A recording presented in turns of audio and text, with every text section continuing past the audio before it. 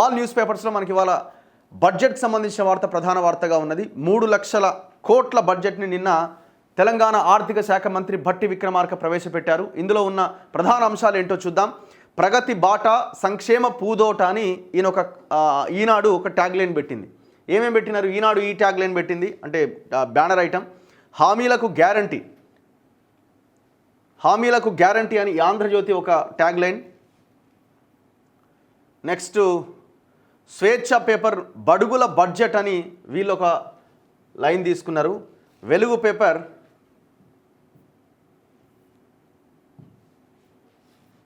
వెలుగులో పల్లెకు ముల్లే అట, రాష్ట్ర బడ్జెట్లో గ్రామాలకే 60% పైగా నిధులట. నెక్స్ట్ శనార్థి తెలంగాణలో రాష్ట్ర బడ్జెట్ 3,04,965 కోట్లు అన్న లైన్తో వార్త కనిపిస్తున్నది. నెక్స్ట్ నమస్తే తెలంగాణలో బడ్జెట్ మీద అసలు వార్త లేదు, కింద ఇక్కడ కూడా లేదు, అసలు బడ్జెట్ గురించిన ప్రస్తావన లేదు ఈ పేపర్లో. మరి ఇదేందో మరి లేదు, వేరే వార్తలు రాసుకుంటూ వచ్చినారు.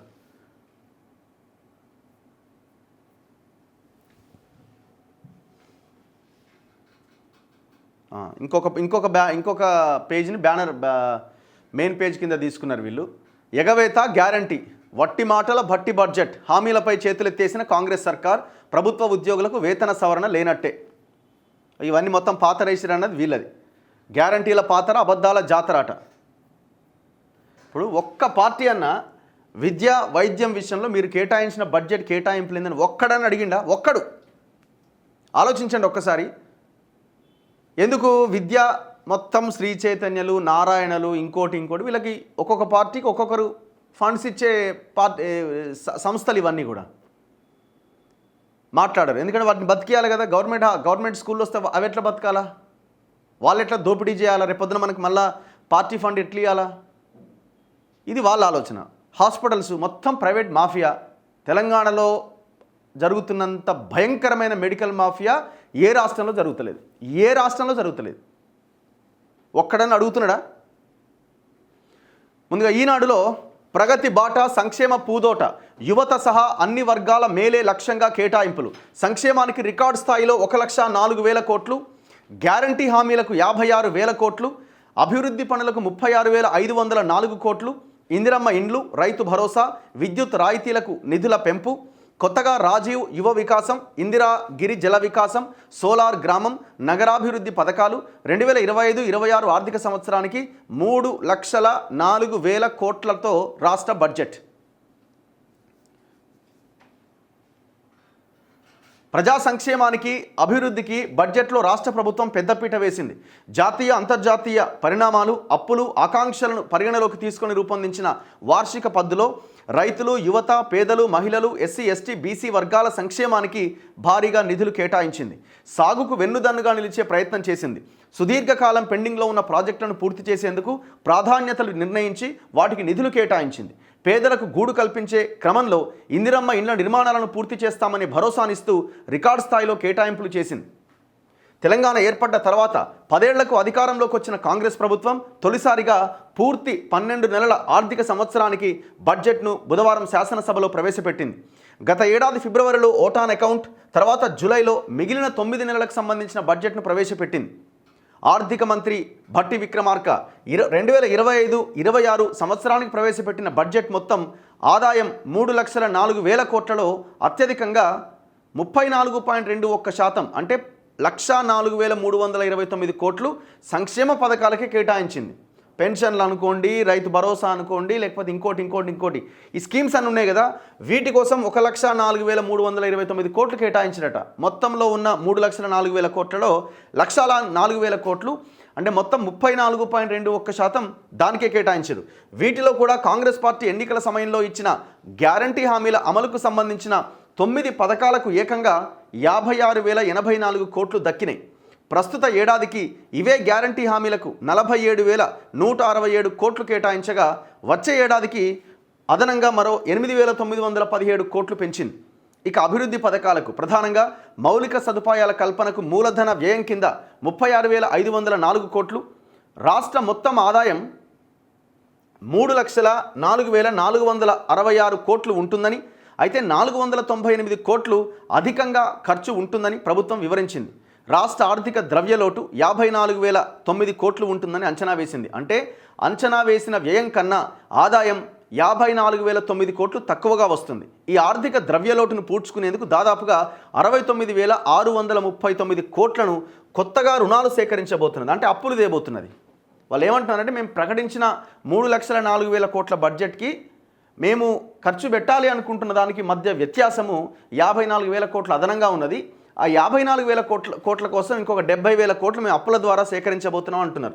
వీటిని కలిపినా కూడా నికర లోటు 498 కోట్లు ఉంటుందని వివరించింది. మరి ఇప్పుడు మీరే అన్నారు కదా మొన్న ముఖ్యమంత్రి, మా అప్పులకే సరిపోతున్నది, ప్రతి సంవత్సరం మీరు ఉన్నన్ని రోజులు అప్పులు కట్టాల్సిందే. పోయిన గవర్నమెంట్ చేసిన 7 లక్షల కోట్ల అప్పులకి మేము అసలు మిత్తి మాకు దాదాపు 60,000 చిల్లర కట్టినాం అంటున్నారు.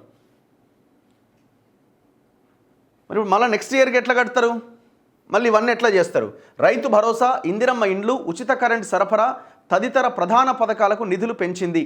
గతంలో రైతు భరోసాకు 15,000 కోట్లు ఇస్తే వచ్చే ఏడాది 18,000 కోట్లకు పెంచుతున్నట్టుగా తెలిపింది. ఇందిరమ్మ ఇండ్లకు 12,571 కోట్లు కేటాయించింది.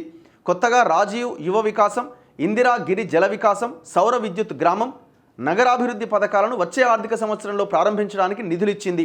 ఎస్సీ, ఎస్టీ, బీసీ, మైనార్టీ వర్గాలకు చెందిన నిరుద్యోగ యువతకు గరిష్టంగా 4 లక్షల వరకు సహాయం చేసేందుకు రాజీవ్ యువ వికాసం పథకానికి 6,000 కోట్లు కేటాయించింది. జూన్ 2వ తేదీన రాష్ట్ర అవతరణ దినోత్సవం సందర్భంగా ఈ పథకం కింద లబ్ధిదారులకు నిధుల మంజూరు పత్రాలు అందజేయాలని ప్రభుత్వం లక్ష్యంగా పెట్టుకుంది. ఎంపిక చేసిన గ్రామంలోని మొత్తం ఇండ్లకు తాగునీటి బోర్లు, వీధి దీపాలతో సహా అన్నింటికి సౌర విద్యుత్తును, అంటే సోలార్ పవర్ను అక్కడే ఉత్పత్తి చేసి వినియోగించేలా సౌర గ్రామం పథకాన్ని అమలు చేయడానికి 1,500 కోట్లు కేటాయించింది. ఇది కూడా రాష్ట్రంలో కొత్త పథకమని ఇంధన శాఖ వర్గాలు తెలిపాయి. మున్సిపాలిటీల్లో మౌలిక సదుపాయాల కల్పనకు కొత్తగా నగరాభివృద్ధి పథకాన్ని ప్రారంభించడానికి 1,000 కోట్లను బడ్జెట్లో తొలిసారిగా కేటాయించింది. సుదీర్ఘకాలం పెండింగ్లో ఉన్న సాగునీటి ప్రాజెక్టులను పూర్తి చేయడానికి 23,373 కోట్లు కేటాయించింది. ఇక ఎట్లా రాబడి ఎట్లా? ఇప్పుడు ఒక్కడనా ఎడ్యుకేషన్ మీద రాసిండా? ఇదో పేపరేనా? హెల్త్ అండ్ ఎడ్యుకేషన్ మీద ఒక స్టోరీ అని ఉన్నదా దీంట్లో? ఎక్కడన్నా ఒక లైన్ ఇంత పెద్ద బ్యానర్ పెట్టి రాసిండు కదా. అసలు మీకు ఎడ్యుకేషన్ ఉచితంగా, అంటే ప్రభుత్వం అందిస్తే, వైద్యం ప్రభుత్వం అందిస్తే ప్రజలు దాదాపుగా ఒక కుటుంబం, ఒక 2 పిల్లలు ఉన్న కుటుంబం 1 లక్ష రూపాయలు సేవ్ చేసుకోగలుగుతుంది. ఓన్లీ అన్ ఎడ్యుకేషన్ 1,00,000కు పైన సేవ్ చేసుకోగలుగుతుంది. నేను ఒక పిల్లాడికి ఖర్చు అయ్యే 50,000 కూడా ఏదో ఒక చిన్న స్కూల్కి పోతే అయ్యే ఖర్చు, ప్రైవేట్ స్కూల్కి పోతే. ఇక కొంచెం కాన్వెంట్ లాంటి కొంచెం ఇంగ్లీష్ మీడియం మంచి స్కూల్లో వేయాలంటే మినిమం 1,00,000 రూపాయలు ఖర్చు పెట్టాలి. మరి 2 పిల్లలు ఉన్న ఒక ఫ్యామిలీ విద్య కోసం ఖర్చు పెడుతున్నది ఎంత? చిన్న రోగం వస్తే వైద్యం, ఒకవేళ హాస్పిటల్లో అడ్మిట్ అయ్యే సిచ్యువేషనే వస్తే ఉన్నది అమ్ముకోవాల్సిందే. మరి కనీసం అసలు ఆ విద్యా బడ్జెట్ ఎంత, వైద్యం బడ్జెట్ ఎంత అని ఒక్క లైన్ ఉన్నది ఈడ?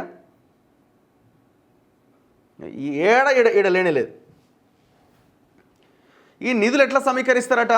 గత ఏడాది బడ్జెట్ 2,91,059 కోట్లుగా తొలుత ప్రకటించిన చివరికి ఆదాయం తగ్గడంతో తాజాగా సవరించిన బడ్జెట్ను 2,66,708 కోట్లుగా వెల్లడించింది. అంటే పోయినసారి 9 నెలలకు ఏదైతే బడ్జెట్ని ఫస్ట్ ఓటాన్ అకౌంట్, తర్వాత మిగిలిన 9 నెలలకు బడ్జెట్ ప్రకటించారు కదా, అప్పుడు బట్టి విక్రమార్క బడ్జెట్ 2,91,059 కోట్లు.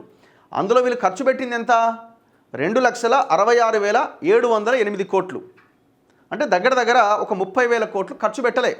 ఎందుకు? ఆదాయం సమకూరలేదన్న కారణంతో. మరి ఈసారి ప్రవేశపెట్టిన 3,04,000 కోట్ల బడ్జెట్లో మళ్ళీ ఎంత ఖర్చు పెట్టకుండా చేస్తారు? అంటే ఇప్పుడు కొన్ని స్కీమ్స్ అమలు చేయలేకపోయినామని చెప్తున్నారు.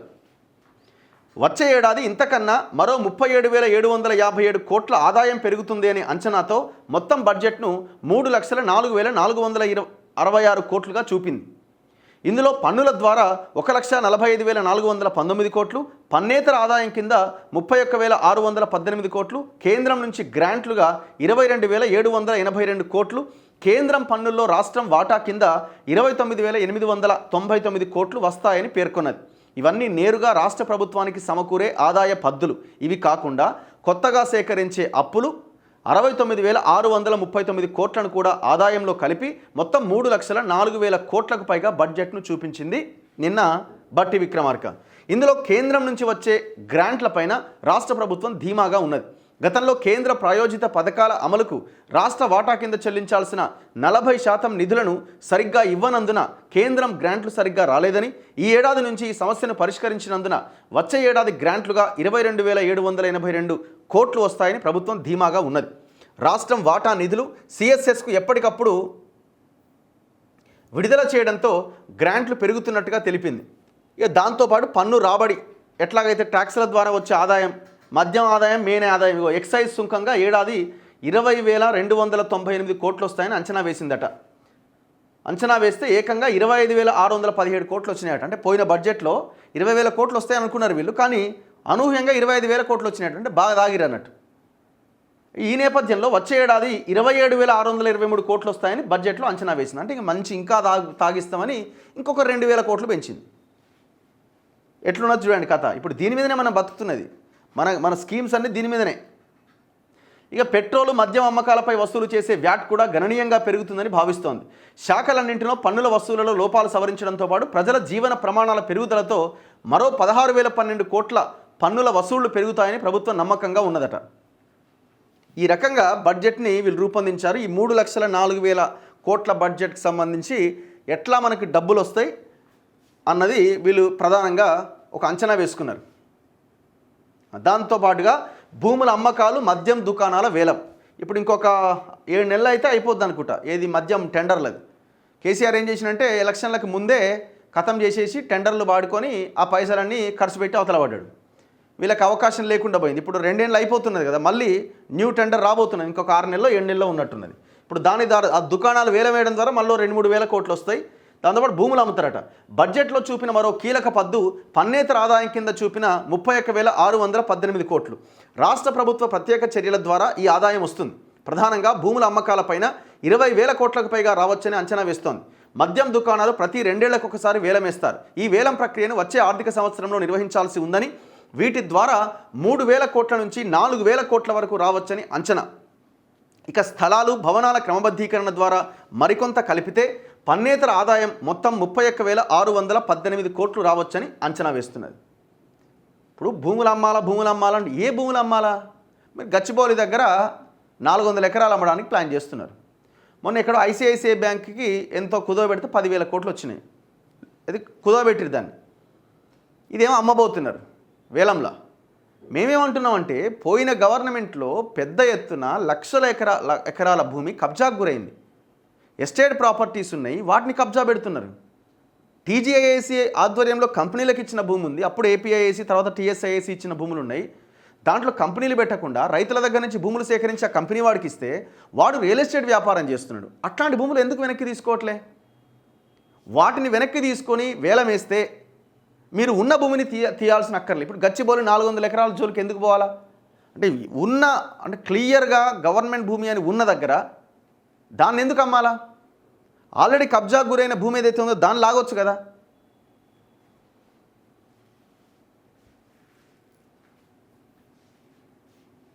దాన్ని ఎందుకు వెనక్కి తీసుకోరంటే మొత్తం వీళ్ళే కదా అంతా, నీకు సగం నాకు సగం, కథం.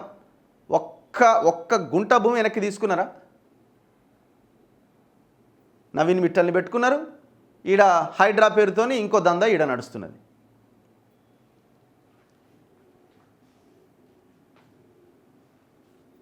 మొత్తం డీటెయిల్గా తెలంగాణ బడ్జెట్ సమగ్ర స్వరూపం అని లోపల పేజీలో ఈనాడు వాళ్ళు రాసిరు. చూడండి ఎట్లా డబ్బులు సమకూర్చుకుంటారు, ఎంత ఖర్చు ఎట్లా పెట్టబోతున్నారు అన్న దానికి సంబంధించిన ఇది. ఇగో పాత బాకీల చెల్లింపు 9,341 కోట్లట. 2023-24 వాస్తవ గణాంకాలు. 2024-25లో సవరించిన అంచనా ఏంటంటే పాత బాకీలు చెల్లింపు 13,117 కోట్లు. అందులో కేంద్ర రుణాలు మళ్ళీ సపరేటు, ఇతర రుణాలు సపరేటు, ఇవన్నీ వేరే మళ్ళీ. రుణాలు అడ్వాన్సుల చెల్లింపు మళ్ళీ అది వేరే.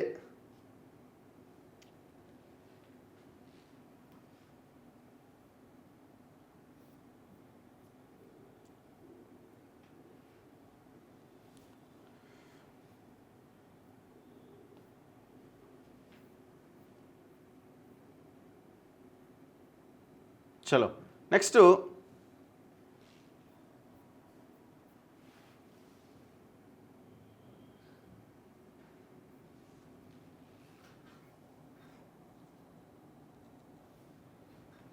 ఎక్కడ చూస్తున్న ఎడ్యుకేషన్ మీద ఏమన్నా రాస్తారేమో అని అసలు లేనే లేదు ఇక్కడ. ఎందుకంటే రాయరీళ్ళు, ఎందుకంటే వాళ్ళు గవర్నమెంట్ ముందే చెప్పు ఉంటుంది దాన్ని టచ్ చేయకండి, మనం ఏం బడ్జెట్ పెంచలేదని.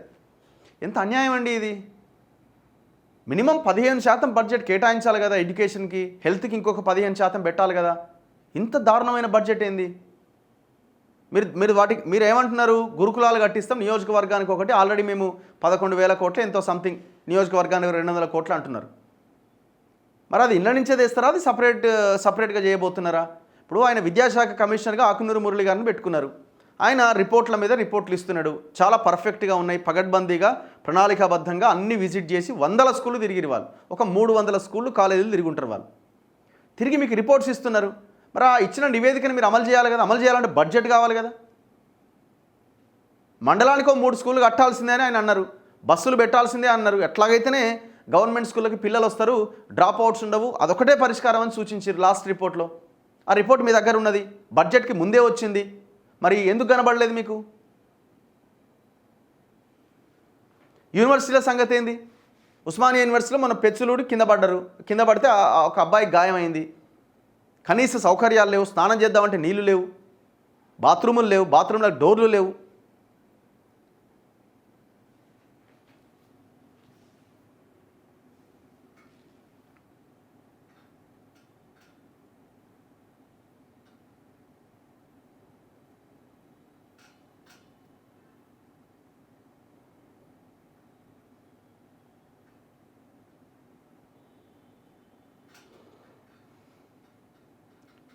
సో ఇట్లా లోపల పేజెస్లో క్లియర్గా కొన్ని అంశాలను పేర్కొనడం జరిగింది.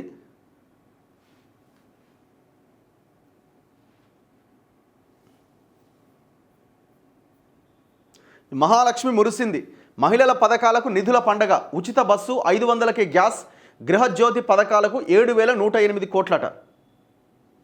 రాష్ట్రంలో కాంగ్రెస్ ప్రభుత్వం ప్రవేశపెట్టిన రెండో పూర్తిస్థాయి బడ్జెట్లో మహిళలకు లబ్ధి కలిగించే పథకాలకు భారీగా నిధులు కేటాయించింది. మహాలక్ష్మి, గృహజ్యోతి పథకాలకు పెద్దపీట వేసింది.